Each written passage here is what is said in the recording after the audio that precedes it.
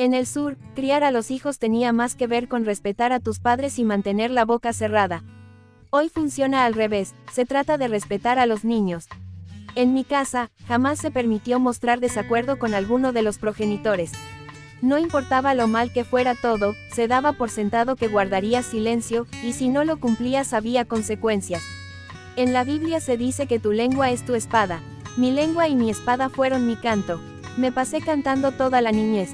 Cantaba con la radio del coche de camino a mis clases de danza. Cantaba cuando estaba triste. Para mí, cantar era espiritual. Nací y fui al colegio en McComb, Mississippi, y viví en Kentucky, Luisiana, a unos 40 kilómetros de distancia. En Kentucky todos se conocían.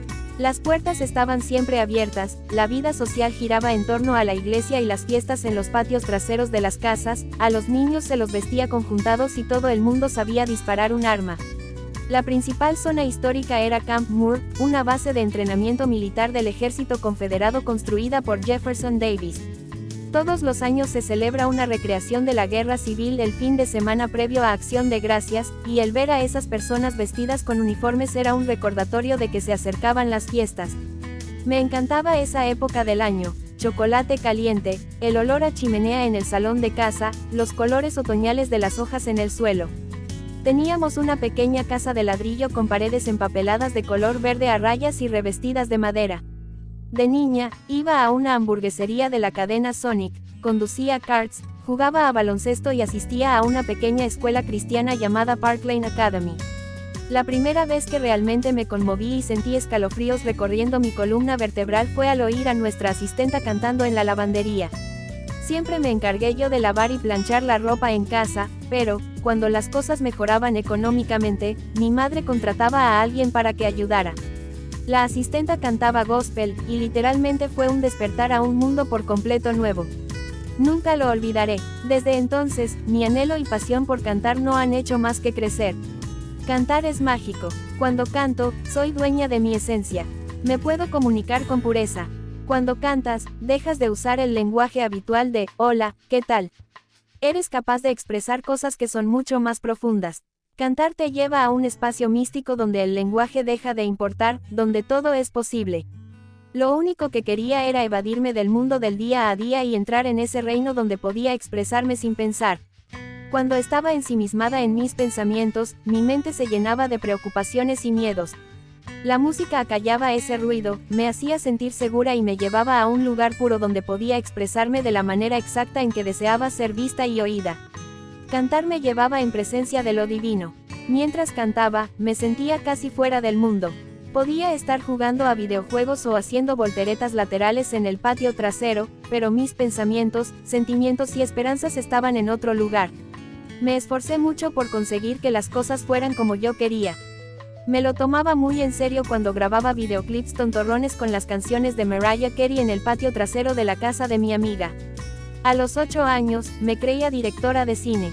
En mi ciudad nadie hacía cosas como esas, pero yo sabía qué quería ver en el mundo e intentaba hacerlo realidad. Los artistas hacen cosas e interpretan personajes porque quieren escapar a mundos lejanos, y escapar era precisamente lo que necesitaba. Quería vivir en mis sueños, en mi mundo ficticio de las maravillas y no pensar jamás en la realidad si podía evitarlo. Cantar tendía un puente entre la realidad y la fantasía, entre el mundo en el que vivía y el mundo que quería habitar a toda costa. La tragedia ha marcado a mi familia. Mi segundo nombre viene de la madre de mi padre, Emma Jean Spears, a quien llamaban Jean. He visto fotos de ella y entiendo por qué todo el mundo dice que nos parecemos. Tenemos el mismo pelo rubio, la misma sonrisa, parecía más joven de lo que era. Su marido, mi abuelo, John Spears padre, era un maltratador. Jean sufrió la pérdida de un hijo cuando el bebé contaba tan solo 3 días de vida. June envió a Jean al hospital Southeast Louisiana, un horrible manicomio en Mandeville, donde le administraron litio. En 1966, a los 31 años, mi abuela Jean se suicidó pegándose un tiro sobre la tumba de su bebé muerto, poco más de 8 años después de su fallecimiento. No puedo imaginar la tristeza que debía de sentir. Lo que suele decir la gente del sur de hombres como June es, nada le parecía suficientemente bueno, o que era un perfeccionista, que era un padre muy implicado. Seguramente yo habría sido algo más dura. Como fanático del deporte, Jun obligaba a mi padre a practicar ejercicio mucho más allá de la extenuación. A diario, cuando mi padre terminaba sus prácticas de baloncesto, sin importar lo cansado y hambriento que estuviera, todavía tenía que lanzar a canasta cientos de veces más antes de poder entrar en casa. Jun era agente del departamento de policía de Baton Rouge y llegó a tener 10 hijos con 3 esposas. Hasta donde yo sé, nadie puede decir nada bueno sobre los primeros 50 años de su vida. Incluso en mi familia, se comentaba que los hombres Spears siempre daban problemas, sobre todo en lo relacionado con su forma de tratar a las mujeres. Jean no fue la única esposa a la que Jun envió al sanatorio de Mandeville. También mandó allí a su segunda mujer. Una de las hermanastras de mi padre ha dicho que Jun abusó sexualmente de ella desde los 11 años hasta que se fugó de casa con 16. Mi padre tenía 13 años cuando Jean murió sobre aquella tumba. Sé que ese trauma es parte de la razón por la que mi padre ha sido como ha sido con mis hermanos y conmigo, y el porqué de que para él nada fuera lo suficientemente bueno. Mi padre presionó a mi hermano para que destacara en el deporte. Bebía hasta perder la conciencia. Desaparecía durante periodos de varios días. Cuando mi padre bebía, era extremadamente malo. Sin embargo, la conducta de Jun se suavizó con los años. No tuve la experiencia de ver al hombre que había maltratado a mi padre y a sus hermanos, sino que conocí a un abuelo que parecía paciente y tierno. El mundo de mi padre y el de mi madre eran totalmente opuestos. Según mi madre, su madre, mi abuela, Lillian Portell, Lily, procedía de una familia londinense elegante y sofisticada. Lily tenía un aire exótico del que todo el mundo hablaba. Su madre era británica y su padre era de la isla mediterránea de Malta. Su tío era encuadernador. Todos los miembros de la familia tocaban algún instrumento y les apasionaba cantar. Durante la Segunda Guerra Mundial, Lily conoció a un soldado estadounidense, mi abuelo, Barney Bridges, en un baile para soldados. Era chofer de los generales y le encantaba conducir deprisa. No obstante, ella se sintió decepcionada cuando él la llevó consigo a Estados Unidos. Lily había imaginado una vida como la que tenía en Londres. Mientras se dirigía en coche hacia la vaquería de mi abuelo desde Nueva Orleans, iba mirando por la ventanilla del coche de Barney y se sintió inquieta por lo vacío que parecía el mundo de su esposo. ¿Dónde están todas las luces?, preguntaba ella insistentemente. A veces pienso en Lily atravesando la Luisiana rural en el coche, mirando por la ventanilla a la oscuridad de la noche y dándose cuenta de que su gran vida vibrante y llena de música, de tardes de té y de museos de Londres, estaba a punto de convertirse en algo insignificante y difícil. En lugar de ir al teatro o a comprar ropa, tendría que pasarse la vida enjaulada en el campo, cocinando, limpiando y ordeñando vacas.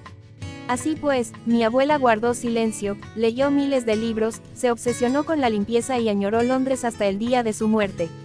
Mi familia decía que Barney no quería permitirle regresar a Londres porque creía que, si se marchaba, nunca volvería a casa. Mi madre contaba que Lily se perdía tanto en sus propios pensamientos que tenía la manía de recoger la mesa antes de que todos hubieran terminado de comer. Lo único que sabía yo era que mi abuela era guapa y me encantaba imitar su acento británico. Hablar con ese acento siempre me ha hecho feliz porque me recuerda a ella, mi abuela elegante.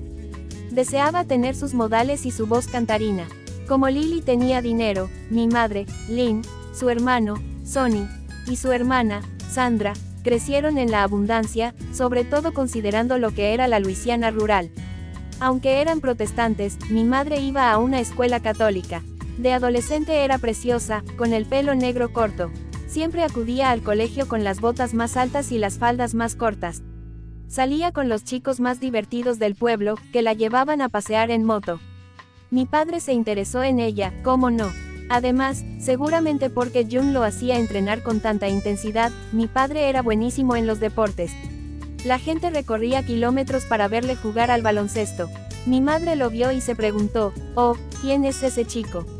En todos los sentidos, su relación nació de una atracción mutua y del espíritu aventurero. Pero su luna de miel se había terminado mucho antes de que yo llegara.